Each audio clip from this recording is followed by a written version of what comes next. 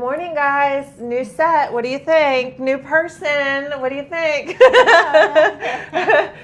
It's Tuesday, so we're here in English talking about immigration things, but today we have a special, what would you call it, like gift for you guys related to safety planning. And as you know, a big focus of me and my team since the election has been safety planning and helping you guys figure out how are we going to protect our kids, where do we need to put our important documents, what are our rights, red cards, all of that. We've disseminated thousands and thousands of safety packets virtually and at events, and you're sick of hearing me say it if you've been watching me at all.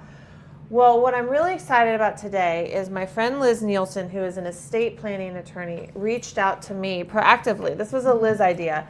And she said, I really want to help get involved, and I understand property and how people protect their property. And that, can I help? Can me and some of my friends who also understand property, who are lawyers, help add to this information that you're getting out for immigrants who are worried about their lives being upended by detention or deportation? And of course I was like, heck yes, this sounds great. And so Liz embarked upon this project of working with other estate planning lawyers and preparing a new layer to our safety planning packet to address the question that goes beyond your children. So far we've talked about what do you do if you get detained, what are you going to do with your kids, and how do we get you out of detention as fast as possible. That's what we've talked about. This new question that we're going to be working on answering today is, what about all your important stuff? Your pets, your house, your car, your business, your bank accounts? How do you protect all of those things? And we are in the final stages of publishing and adding these materials to our existing safety planning packets. So I'll be sharing that stuff with you guys as it gets added. But today, this is what we're here to talk about. So just as a quick intro, Liz, you want to say who you are and sort of what the overall solution is that you've come up with for people who are living their lives and they get picked up and detained and potentially deported and they don't want to lose everything. Yeah, absolutely. So I'm Liz Nielsen. I'm the founder of Nielsen Law. I'm a board certified estate planning and probate attorney here. Board certified is fancy. That means you took an extra test after the bar exam and you really know your stuff in your practice area. Most of the time. So board certified estate planning and probate attorney, and we came to Kate as a group of estate planning attorneys because we realized that there were a lot of documents out there about how to protect your children if you were to be detained or deported, but there wasn't really a packet focused on what to do with your stuff, as you said, right? Your bank accounts, your house, your pets. And so we wanted to work together to put together a really simple packet about how to manage those assets.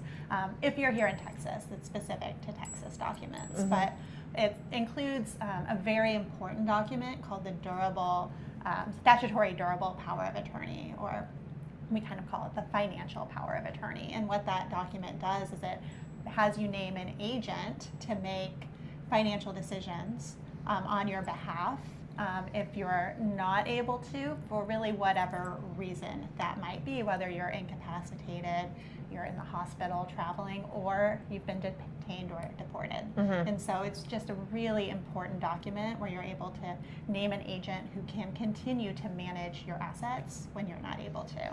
So similar to what we've done with the kids, right? The solution with the kids is the voluntary caregiver authorization. And I've said this to you guys, each child needs one, and it is a non-negotiable. I'm telling you that what they're doing with kids, leaving them behind in cars, leaving them alone in the house, putting them in foster care. I mean, the stuff that is happening with children, it would break your heart.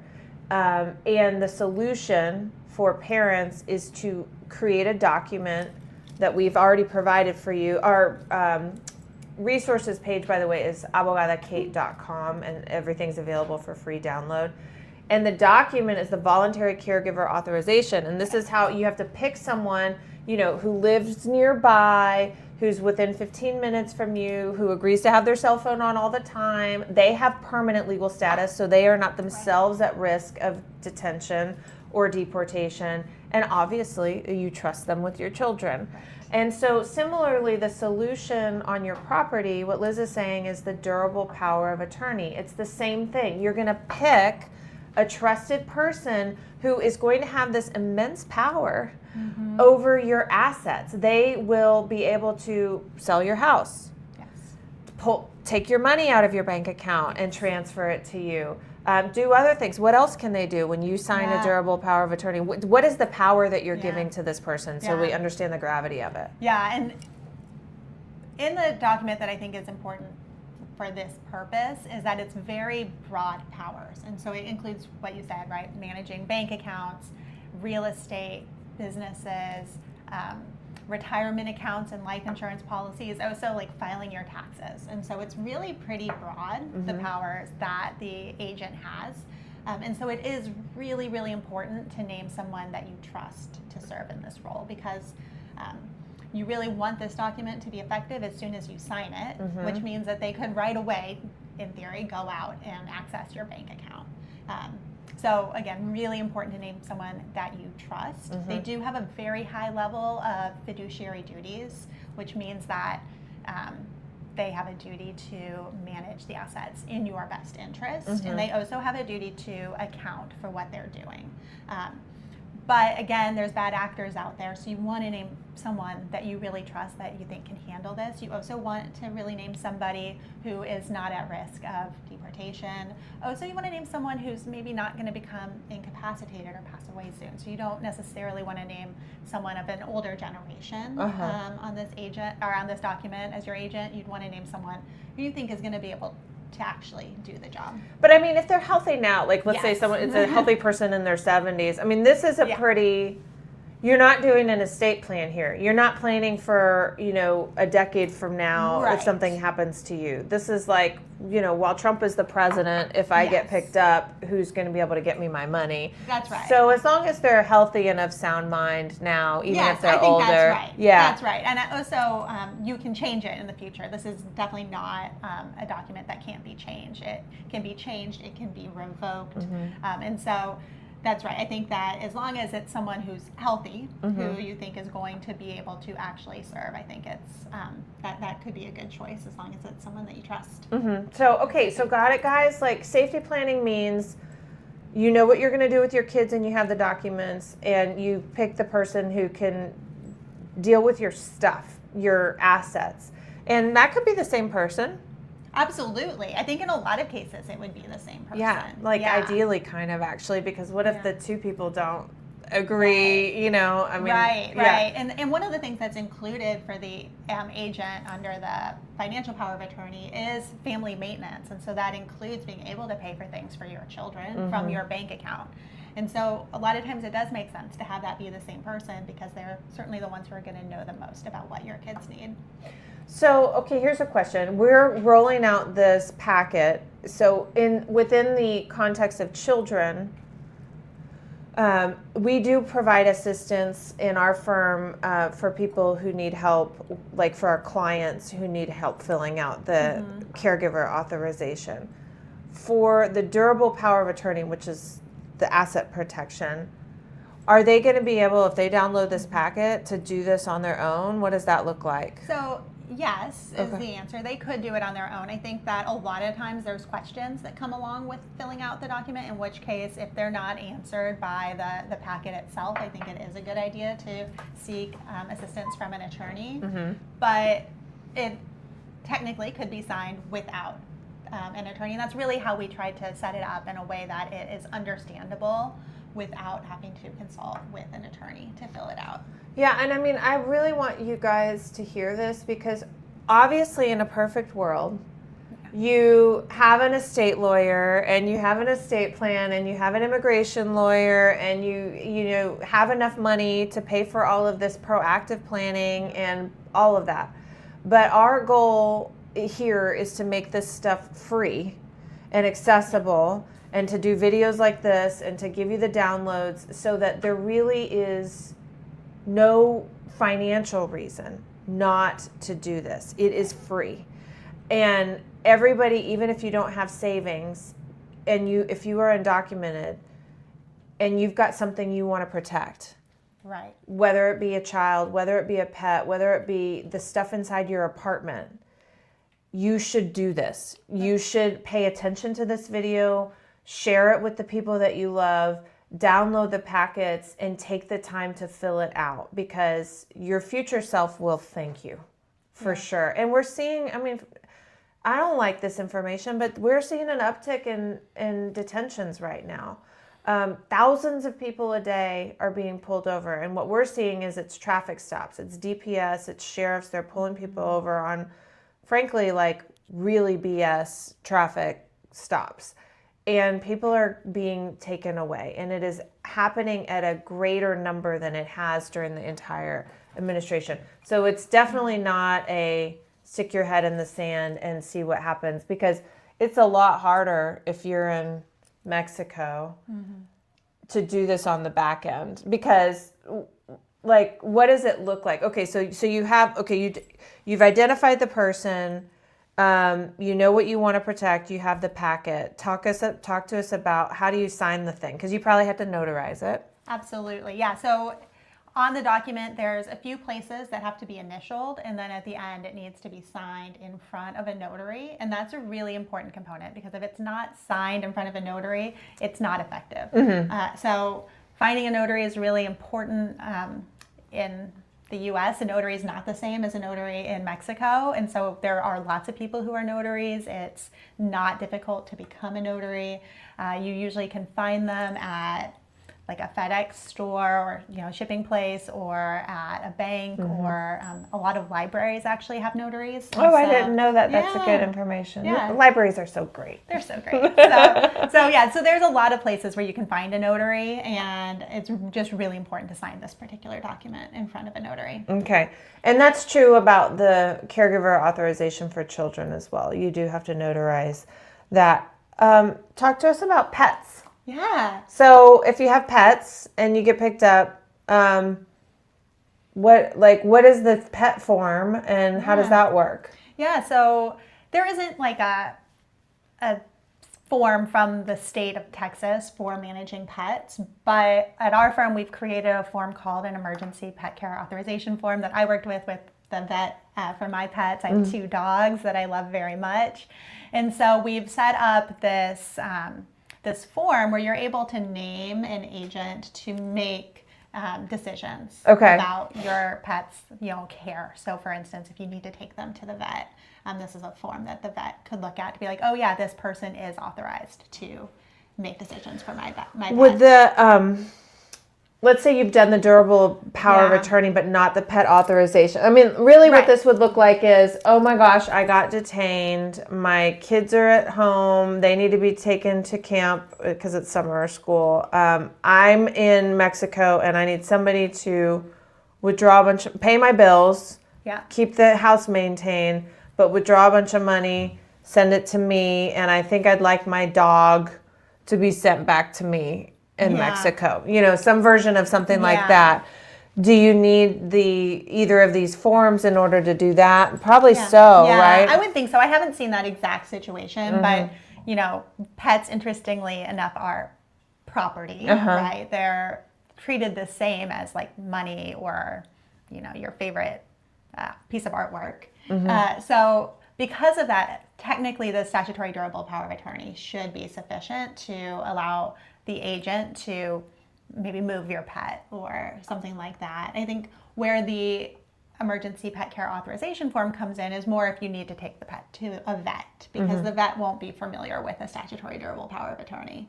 Yeah, so I think you really need kind of both of them working in conjunction, and it would often, again, it might be the same person. This actually might be where you'd have somebody different, because there might be somebody else in your life that would want to care for your pet if something happened to you.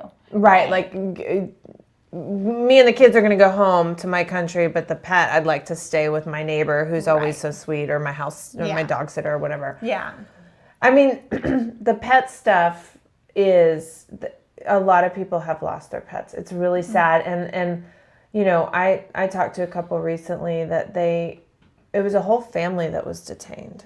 The mom, the dad, and the 2 kids, and their landlord at their apartment got rid of all of their things and their 2 dogs. And they never found out what happened to their 2 dogs. Oh my gosh. So it's stopping this kind of stuff. There's theft, and then or pets will end up in shelter, and then to get it out of shelter, it's just better to document all of this when you know that something could happen. And I think, and also like what can happen when you're doing all of this grown up work, right?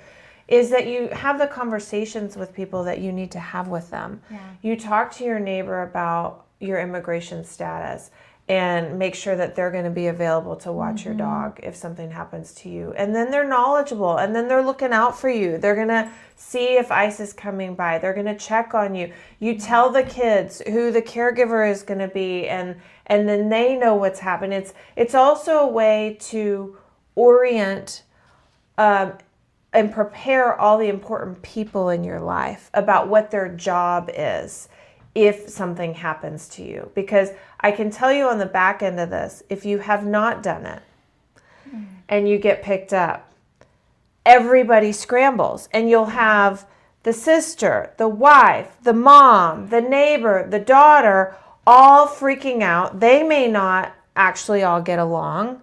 They may all have different ideas about what should happen to your money, and your dog and your children and your house, because you haven't put somebody in charge of all of this and told that person what you want. So you're leaving it in the hands of your network of people who love you, but they may not agree or understand. And just getting all those people on the same page, I'm telling you, is hard, and it takes time. And when you get picked up, you need action in 24 hours, not everybody scrambling and trying to even figure out who's in charge here. You decide who's in charge of all of your important things if you go away suddenly, and do it beforehand, because you also can't make a phone call usually for 24 to 48 hours while all of this is being figured out. So it really is, it's not fun to think about, but it must be done. It really must be done. And so we're trying to make it easy on you. Okay, let's start asking some of the questions that have come in, because this question about property, I'm so glad that you're here and you've done this, because we've gotten this question a lot from people over the months. It's like, okay, my kids and my documents and all of that, but what about my stuff? People have this misconception, this one pisses me off, that immigrants are destitute or indigent and that they don't have assets. And like, it's the furthest thing from the truth. People ask me all the time, how do you get paid? I'm like, my clients pay me. They're more financially responsible than most people who were born in the United States. Like, immigrants have saved money. They've thought about the worst. They've bought houses. They have big bank accounts. They have successful businesses, like real, legit assets to consider. And we've gotten a lot of questions about this stuff. And so this is the moment when we're getting this information to you finally. So thank you, Liz, and all your friends.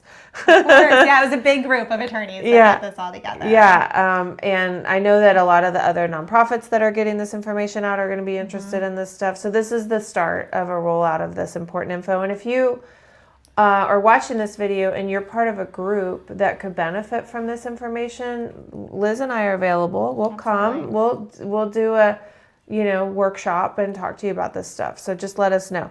Okay. We have some questions that are coming in. So the first one is, do you just want to pick one agent, or do you need, what if you have a couple of people? Yeah, so I think what's best if you have a couple of people in your life that are a good choice is to list them in order. So pick a primary and then pick some backups.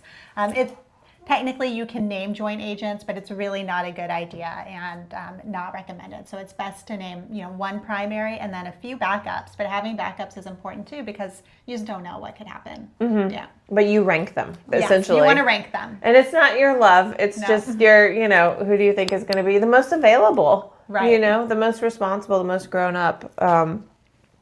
Okay, what about medical decisions? What if, somebody needs to make medical decisions for you? Is that part of this? That's not part of this. So this particular packet is really focused just on finances, but there is a document called a medical power of attorney that you can complete where you can name an agent to make medical decisions for you if you're not able to. But that would be a separate document. But we're not anticipating medical incapacitation upon detention. You're still going to be, I mean, I know people get sick in detention, but by and large, this is about your stuff. Correct. Not your body. Okay, and then it's immediately in effect, right? Like you do the docs and it's done. It's like there's no wait period or like if you sign the documents, you get picked up tomorrow, they can already. Yes, and that's a really important part of this particular packet. So a lot of times you can make a decision whether to have it be effective immediately or only in the future if you become incapacitated. But for this purpose, it's really important to have it be effective immediately. And that's because just because you're in detention or you've been deported, that doesn't mean you're incapacitated, but you definitely want your agent to be able to act on your behalf. Let's talk about banks, because they're heavily regulated, but they can also be a pain. Yes, absolutely, they are a pain. So some people might be tempted to just like add a joint person on their bank account rather than try and like argue with the bank about a durable power of attorney. Like, how common is it that you sign these documents and the bank is like, we have a different form we want you to sign? Unfortunately, that's pretty common. Okay. Banks are really reluctant to accept this form, which is why we do, some things to make it more likely, but certainly having it signed correctly in front of a notary, having it be effective immediately and not upon incapacity, those are things that help. That being said, I think it's a really good idea to talk to your bank now. To let them know, yes, I've done a financial power of attorney, I've named an agent, can you, document that in your files? A lot of times they might have their own form. If that's the case, like absolutely fill out their form while you're there. Just make sure that it's effective immediately. Because their form too will have that choice, and you'll really just want to make sure it's effective as soon as you sign it. Okay, so a follow-up to signing the form on this one is to take it to your bank and say, like, need to make sure that you're going to respect this. That's correct. Yeah, but what you don't want to do, sometimes banks will do this, is name you as name somebody as a joint owner on your account. You don't want to do that, because as soon as someone's a joint owner on your account, they have full access to it and they don't have those same fiduciary duties. And it's also subject to their creditors. So if they have if they have their own financial issues, those people could access your entire bank account. So you don't want to name them as a joint owner on the account. Instead, you want to name them as the agent, as able to manage the account on your behalf. That's a really good tip that I had not considered. Yeah. This is why she's the expert. Board certified, y'all. Well, Liz, thank you so much for doing this project, for making this available to our friends. We'll be talking more about this, guys. If you have questions, send them in my social media DMs, and we'll, if I can't answer them for you, I'll get with Liz. Yeah. And this isn't the last you'll hear about this, but we're adding the new layer to our safety planning. Your documents, your safety, your children, and your assets, and how to protect your assets if you get detained. And our new and improved packet will be coming soon. So thanks, Liz. Thank you so much, Kate. Yeah. Bye, guys.